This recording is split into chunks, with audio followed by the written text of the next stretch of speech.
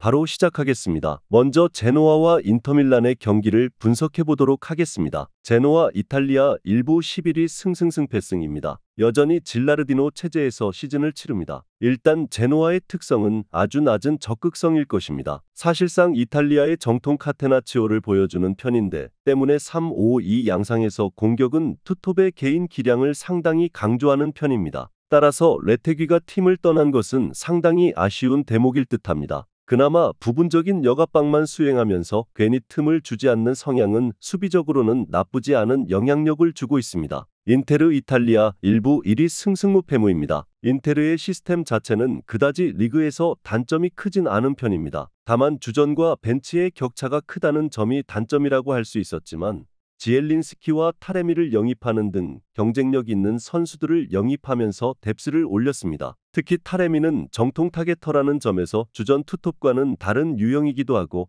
특히 라우타로가 왕성한 활동량으로 인해서 침묵하는 기간이 길다 보니 이 상황에서는 상당히 중용이 될 가능성이 높습니다. 일단 인테르의 시스템 자체에는 리그 운영에 큰 문제는 없습니다. 공격수와 미드필더 로테이션 멤버를 영입해서 팀에 다른 옵션을 추가한 것도 긍정적으로 볼 수 있는 무브일 듯합니다. 다만 제노아가 낮은 블록을 구축하면서 최대한 저득점 양상을 만드는 편이기도 해서 경기 자체는 꽤 지루하게 흘러갈 가능성이 있습니다. 언더 2.5 양상 속 인터밀란의 승리를 예상합니다.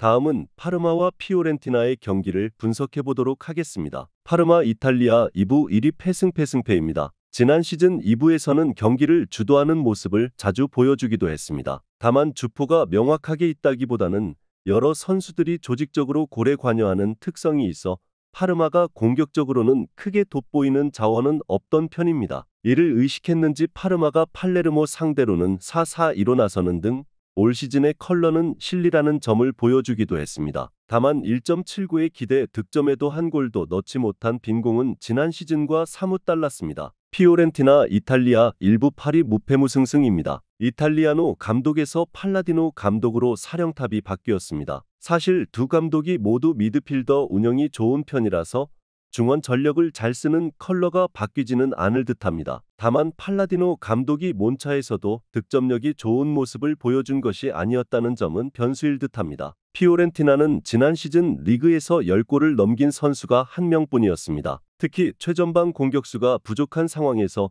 팔라디노 감독이 괄목할 만한 득점력의 성장을 안기지는 못했습니다. 올 시즌 파르마가 4-4-2로 꽤 실리적인 스타일을 보여줄 가능성이 높아 보입니다. 피오렌티나가 점유를 가져가는 미드필더 위주의 컬러를 보여줄 가능성이 높지만 결국 최전방의 문제가 심각한 편입니다. 팔라디노 감독도 공격수가 부족한 양상을 한 번에 뒤집는 역량을 몬차에서 보여준 것은 아니기도 했습니다. 언더 2.5 양상 속 무승부를 예상합니다.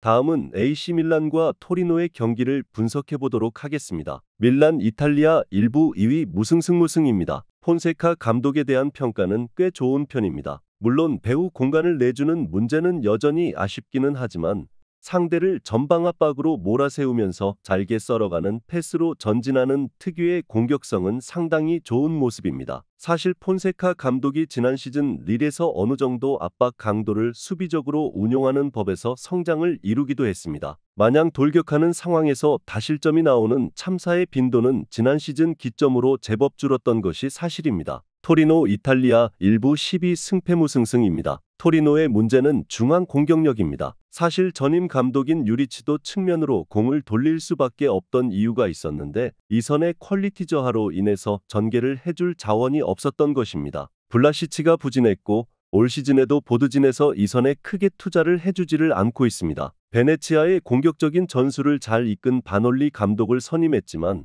큰 보강 없이 중원 전개가 가능할지는 지켜보아야 할 일일 듯합니다. 일단 밀란이 상대적으로 압박을 강하게 가져가면서 전체적인 공격적 무브가 상당히 호평을 받고 있습니다. 이선 자원들의 퀄리티나 뎁스 자체가 부족한 토리노 입장에서는 전방 전개 자체가 어려울 수 있을 것입니다. 물론 배후 공간을 내주는 밀란의 약점 자체는 여전하지만 공격 전개에서의 차이는 크다고 보이는 상황입니다. 오버 2.5 양상 속 AC 밀란의 승리를 예상합니다.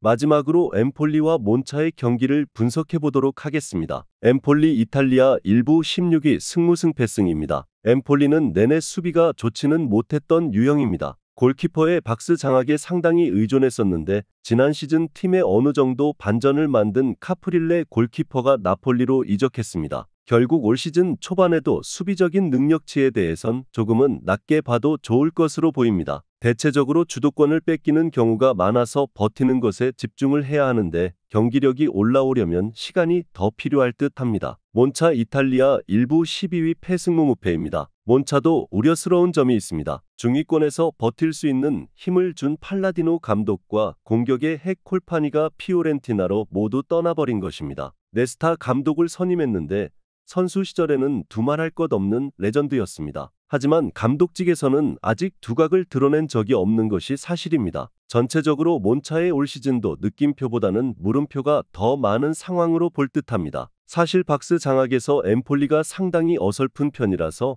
몬차가 더 강한 모습을 보여줄 가능성이 높아 보이긴 합니다. 다만 네스타 감독의 지도력과 콜파니의 이적이라는 변수가 생긴 것이 사실입니다. 1라운드부터 좋은 경기력을 보여주기 어려울 가능성을 배제하진 말자입니다. 언더 2.5를 예상합니다.